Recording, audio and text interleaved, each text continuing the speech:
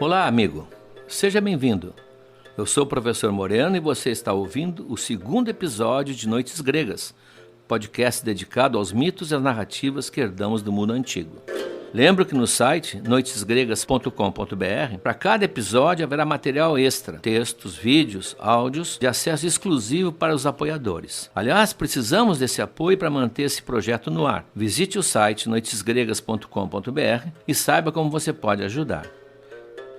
Ah, uma novidade. A partir do próximo episódio, vou começar a responder a perguntas enviadas por nosso WhatsApp. Você tem alguma dúvida? Tem alguma pergunta sobre o conteúdo que ouviu? Se você se tornar um de nossos apoiadores, receberá esse valioso número para se comunicar com o oráculo. No episódio passado, eu falei na diferença entre deuses e mortais. Um pequeno ouvinte que mora no mesmo prédio, não no mesmo andar, me encontrou no elevador e me intimou. Ele tem 12, 13 anos.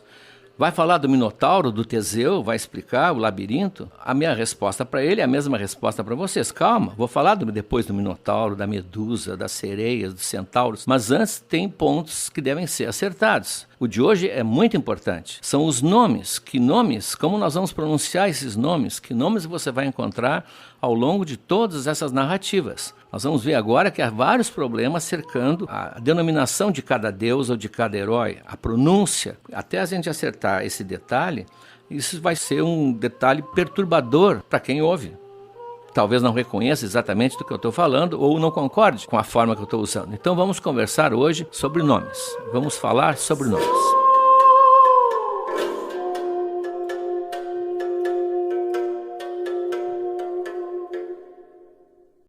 O primeiro problema em relação aos nomes é a transliteração. Transliteração não é tradução. Nós não traduzimos os nomes. No caso do grego, nós vamos ver por quê, a gente translitera. O que vem a ser isso? A transliteração, a palavra diz trans, através, e litera, letra. Transliteração é necessária sempre que a gente tem um nome que venha de uma língua que use outro alfabeto. Como nós só temos o nosso alfabeto, que era de 23, agora com 26 letras, depois do acordo, nós temos que nos virar com essas 26 que nós temos. Obviamente, os sons do grego, os sons do japonês, os sons do árabe, não estão bem sintonizados com o sistema alfabético que a gente usa. A gente usa o alfabeto romano.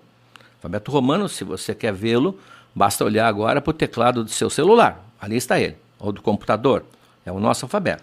Então, como vamos transcrever nomes de deuses, nomes de heróis, de criaturas que foram escritas no alfabeto grego? Nós fazemos, então, uma transliteração. É uma adaptação, na verdade. Claro que, como toda adaptação, não será fiel, não será totalmente fidedigna, porque nós não temos como fazer isso. Essa transliteração, exatamente por não ser fidedigna, ela vai ter variantes. Alguns vão transliterar um nome de um jeito, outros vão escolher de outra maneira. Dou um exemplo muito simples, no caso dos punks. O punk em inglês é punk, P-U, você conhece a palavra. Ora, ao entrar no Brasil, nós não temos esse p do punk.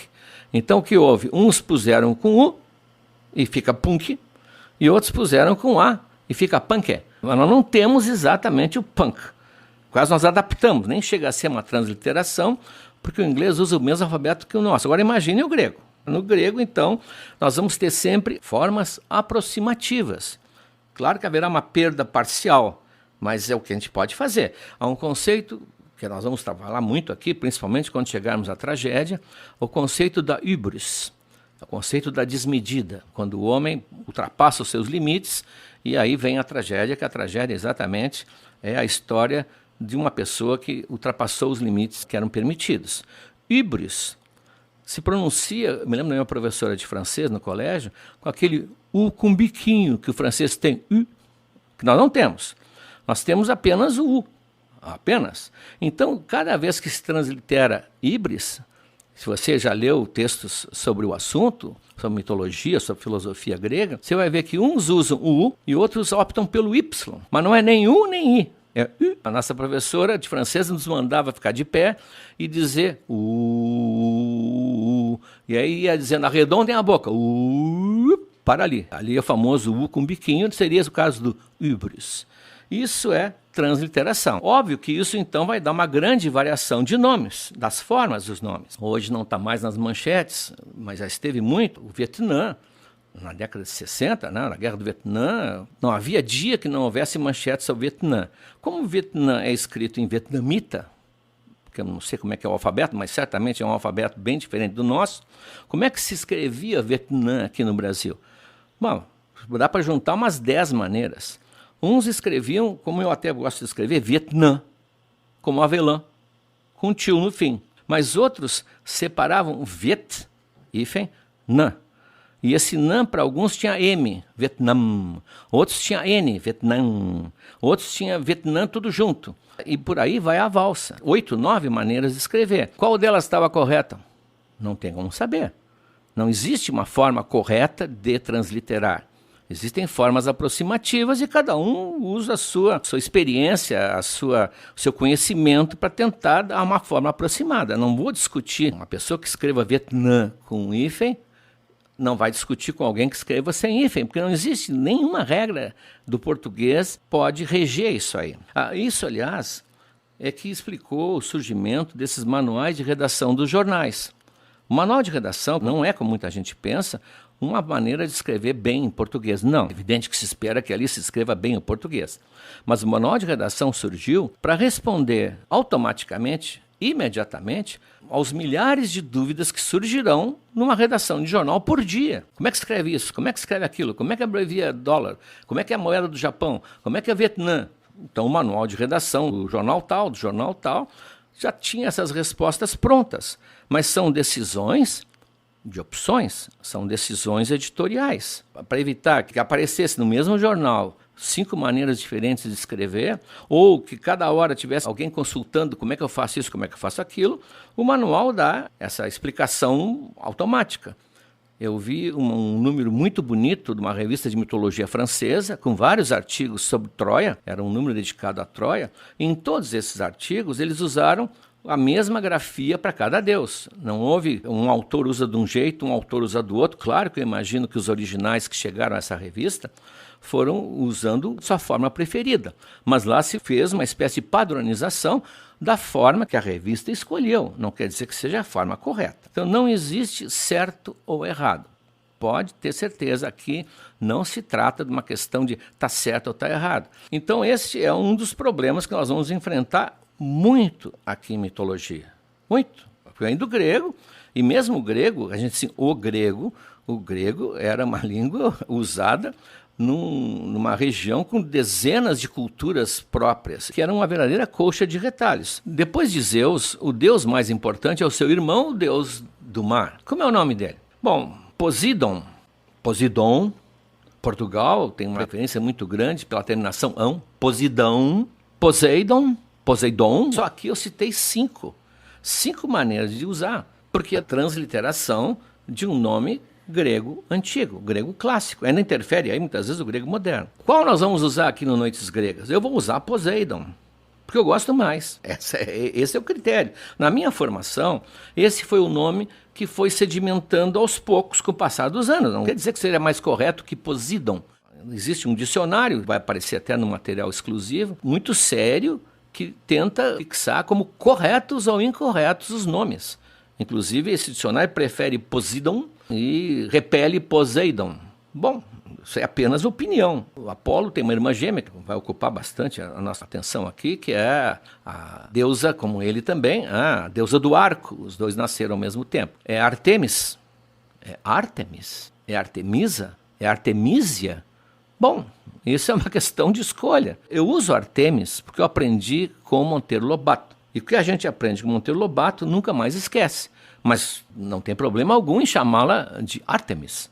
Aí escreveria de maneira diferente, com acento no A, mas é a mesma pessoa. Um deus que depois nós vamos ver que Roma chama de Baco, que é um nome muito chinfrim, nem na Grécia era um deus muito importante, que eu chamo de Dionysos. Uns chamam de Dionísio, sim. Outros chamam de Dioniso. Eu prefiro Dionysos, porque Dionísio, para mim, serão aqueles tiranos de Siracusa, que vão aparecer em algumas histórias aqui, e que não queria que confundíssemos com o Deus. Então, dentro de uma das possibilidades, eu escolhi essa. Portanto, Poseidon e Artemis são 2 opções que estão formando, sabem o quê? O meu manual de redação. Esse manual de redação desse podcast. Não estranhe, por favor, se o nome for diferente daquele a que você está acostumado, não deixe isso atrapalhar a fruição da história. Aproveite a narrativa, faça a adaptação mental. Só que nós estamos usando apenas transliterações diferentes. Aliás, estamos no século do Google. O Google é a maior dádiva que eu já vi na minha formação, toda a minha vida de leitor, que tem bastante estrada. É uma maravilha ter debaixo dos dedos toda a informação do mundo. Toda a informação do mundo está no Google. Mas o Google funciona como a caverna do Alibaba. Lembra da caverna do Alibaba? O Alibaba tem que saber o password, que é Abre-te Sésamo. O irmão dele, que era invejoso, segue o Alibaba em segredo, ouve o Abre-te Sésamo, e depois que o Alibaba se afasta, ele vai lá e abre a caverna, entra e enlouquece com as riquezas e começa a encher os bolsos, a encher cestos de ouro, e ouve lá fora um tropel, são os ladrões que voltaram. E ele fica nervoso e esquece o Abre-te Sésamo e a caverna não abre. Quando ela abre, ele está tentando, tem você tentando o password do Facebook da amiga ou o Instagram do amigo, ele está tentando, de repente a caverna abre, ele fica aliviado, só quem abriu foi lá fora o chefe dos ladrões e ele vai ser esquartejado. O Google é exatamente isso, é a caverna de Alibaba. Tem riquezas maravilhosas, mas se você procurar Posidão, você está interessado no deus do mar, se você colocar Posidão, vai encontrar, sei lá, 3.000 ocorrências. Se colocar Poseidon, vai encontrar outras 40.000. Se encontrar Poseidon, que o inglês usa muito, vai encontrar 1 milhão. Ou seja, na hora de fazer pesquisas, no caso de mitologia, você tem que experimentar todas as variantes que você possa imaginar. Porque cada uma delas abrirá uma porta, às vezes uma porta para uma caverna maior, às vezes uma porta para uma caverna menor, mas todas as formas foram usadas por escrito e o Google registra exatamente as formas que foram usadas por escrito. O segundo problema, que vai interferir bastante nos nomes aqui, e olha, eu quero deixar tudo bem claro agora, porque nós vamos caminhar juntos 70, 80, 90 episódios à nossa frente, e ali vão aparecer muitos nomes, então antes que esses nomes comecem a desfilar à nossa frente, vamos tratar desse assunto. Eu estou falando aqui da prosódia. Prosódia é uma palavra bonita, né? Prosódia significa, quem lembra das aulas de português, a correta localização da sílaba tônica de uma palavra. Cada palavra tem uma sílaba tônica, a palavra normalmente tem uma sílaba tônica colocada num lugar que é o lugar correto. Você sabe, quem diz rúbrica está cometendo um erro de prosódia. Ele deveria dizer rubrica. Claro que ao dizer rúbrica, ele também comete um segundo erro que vai ser acentuação, mas isso é uma consequência. A gente ouve muito ainda pessoas simples dizerem a pegada, deixou uma pegada no chão, é pegada. Isso se chama prosódia. Quando a gente aprende uma língua estrangeira, por exemplo, um grande problema é saber a prosódia daquela língua. Lembro em aulas de inglês, a gente perguntar para a professora se polícia era police ou police. Essa é uma pergunta de prosódia. No fundo, estamos perguntando, professora, como é que a gente fala essa palavra? Um caso bem simples, bem próximo a nós, é o espanhol. Você deve ter percebido que das línguas românicas, as irmãs, famosas irmãs filhas do latim, as duas mais chegadas, são as duas irmãs mais próximas, é o português e o espanhol, até porque eles nasceram juntos na Península Ibérica, sem grande divisão física, não tem grandes rios intransponíveis, não tem o Pirineus, como tem ali os Pirineus que separam a Península Ibérica da França. Então as duas línguas cresceram juntas, como irmãs, assim, inseparáveis. E o mais interessante, quando atravessaram o Atlântico, no século XVI, as descobertas, as duas vieram juntas para a América e as duas ficaram juntas até hoje.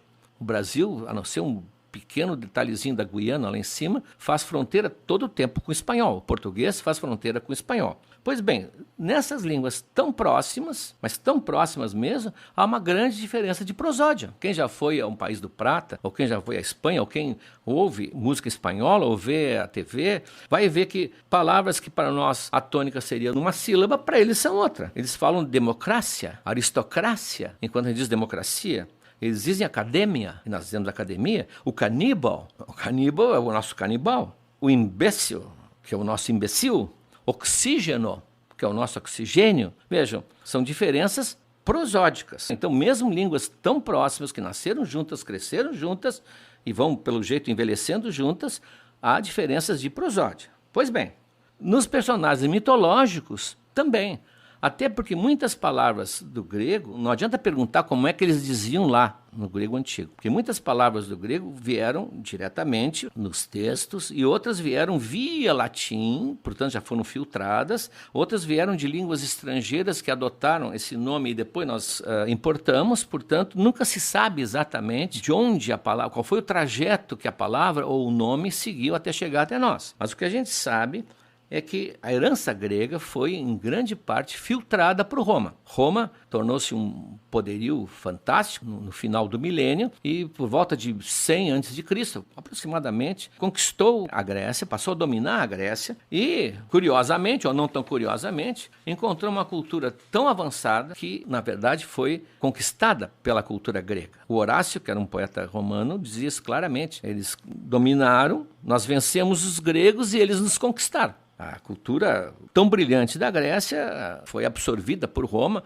a própria religião, nós vamos falar nisso, e a literatura. Então, muita coisa chegou para nós já por via indireta. E muita coisa pode ter sido mudado na prosódia. Então, não se espante se você encontrar, por exemplo, o atleta que deu origem à maratona, que veio dar a notícia de que os gregos tinham vencido na batalha de Maratona, a gente diz Filípides. Na Grécia eles dizem Filipides. O Aristóteles, lá, Aristoteles. Claro, é hoje, na Grécia de hoje. Não sei como era na Grécia Antiga, mas não importa. A Cleópatra é a Cleopatra. Até hoje, onde houve a influência grega, até mesmo no Egito, em Alexandria, eles falam em Cleopatra. Para nós é Cleópatra. Então, também aqui não tem o certo ou errado. Claro que existem as formas consagradas. A gente consagrou chamar de Ciclope, aquele gigante de um olho só, que o Ulisses teve que enfrentar, e vai ser um dos grandes episódios da Odisseia, como nós vamos ver. Não se aceita Cíclope, mas francamente eu não teria,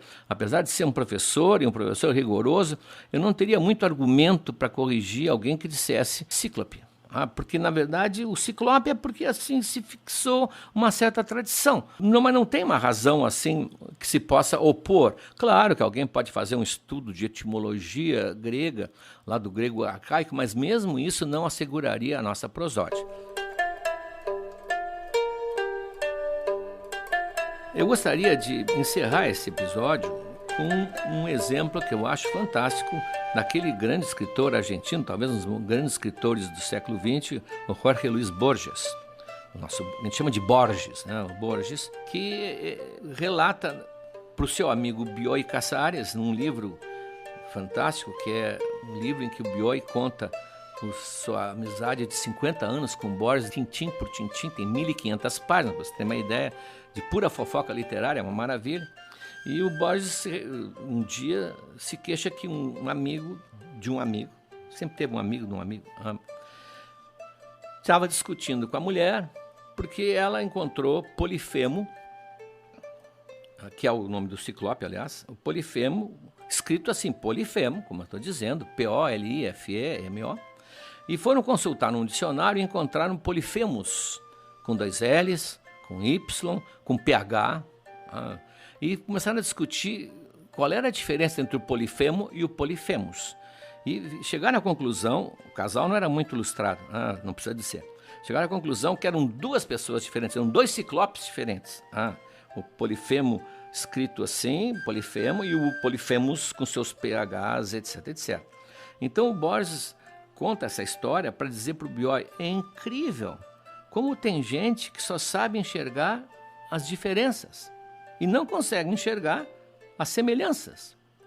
É óbvio que não tinham 2 ciclopes com o mesmo nome, pois o som era parecido, a situação era a mesma, mas o fato de ter essas pequenas diferenças na escrita já tinham feito esse casal acreditar no absurdo de haver 2 polifemos, quando, na verdade, o que eles deviam ter visto é que eram apenas variações do mesmo ser, do mesmo quase carrasco de Ulisses, que vai receber uma lição, como nós vamos ver. E, pois essa é exatamente a ideia desse episódio. A ideia de Borges deve presidir todo esse nosso podcast. Releve as diferenças, veja as semelhanças e aproveite a história.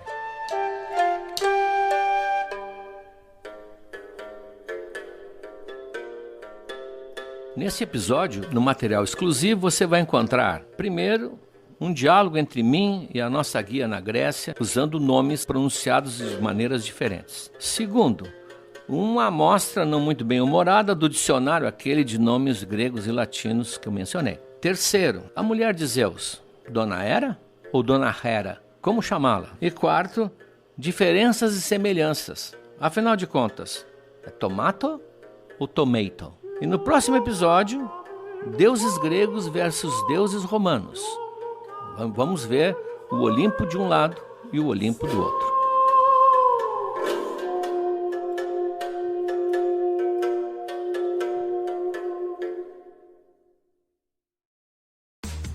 Curtindo um podcast, né?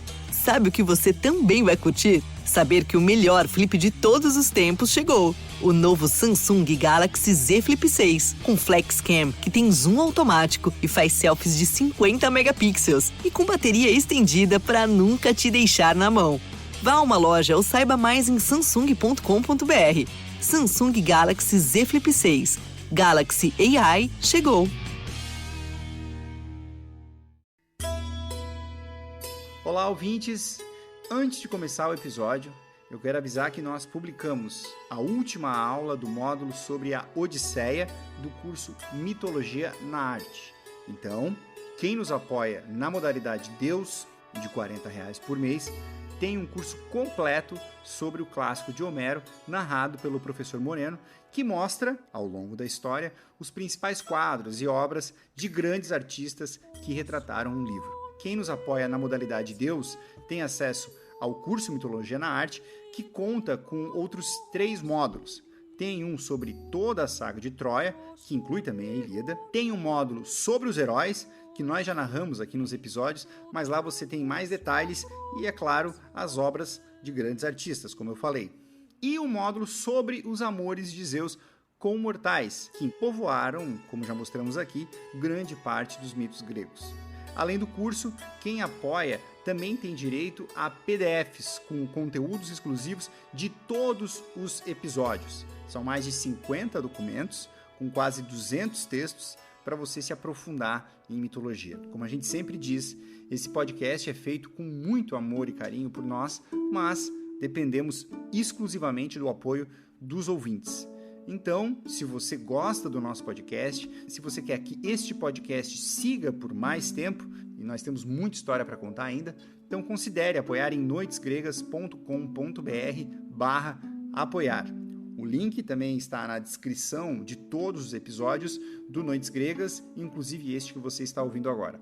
Caso você queira apenas nos ajudar pontualmente, pode também fazer um Pix em qualquer valor para a chave noitesgregas@gmail.com. Mais uma vez, muito obrigado pela sua audiência e tenha um bom episódio.